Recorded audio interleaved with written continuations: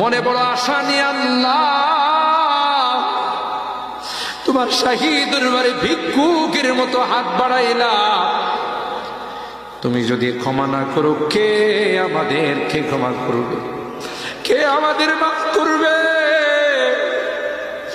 ভিক্ষুকে একজনের কাছে ভিক্ষা না পেলে আরেকজনের কাছে পায়। এক দুয়ার থেকে বিতাড়িত হলে আরেক দুয়ারে যায়। তোমার দরবার থেকে যদি মাহরুম হয়ে যায়, বিতাড়িত হয়ে যায়, কার কাছে যাব? কে আমাদেরকে ক্ষমা করবে? মালিক রে, কাঙ্গালের মতো হাত বাড়াইলাম, তাওবা করতেছি, আর জীবনে কোনোদিন নামাজ ছাড়ব না, আর জীবনে কোনো গুনাহ করব না, আর জীবনে কোনোদিন বেপরদায় চলব না।